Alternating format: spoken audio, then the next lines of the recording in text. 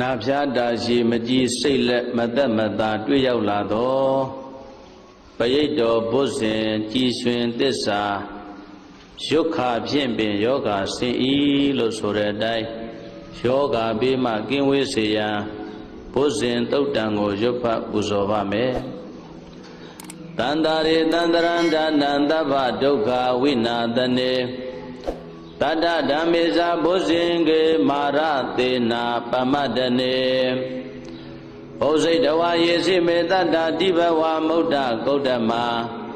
အာဇာတိမဇရာဗျာတေအမတံနိဗ္ဗယံကတံဧဝမာတိကုဏုပေတံအနေကကုဏသင်္ကဟဩတတိဇဣမံမန္တံဘုဇင်ကိဇာပနာမယေဘုဇင်ဩတတိသင်္ဃတောဓမ္မနံဝိဇယောတထာဝရိယံပိတိပတ္တိဘုဇင်္ဂာသတထာပရေသမာဓုဘေကဘုဇင်္ဂာတတ္တေတေတပ္ပဒတိနံမုနိနာသမ္မတက္ခတာဘာဝိတာဗောလိကတာ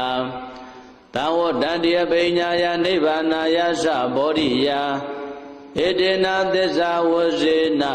တုတိတေဟောတုသဗ္ဗရာဧကသမိန်သမေနာထောမောက္ကလနိသကတ္တပံခိလာနေဒုက္ခိတေဒိဋ္ဌဝါဘုဇင်ငေတတ္တတေတယေဒေသတံဘိနံဒိဋ္ဌဝါရောဂမုတ်စိန္တုတင်ကနေဧတေနသစ္စာဝဇေနာတုတိတေဟောတုသဗ္ဗရာဧကရာဓမ္မရာဇာပိကေလင်ညေနာပိပိလိတော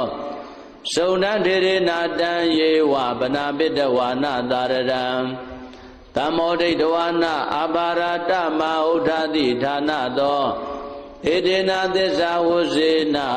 တုတိတေဟောတုသဗ္ဗရာ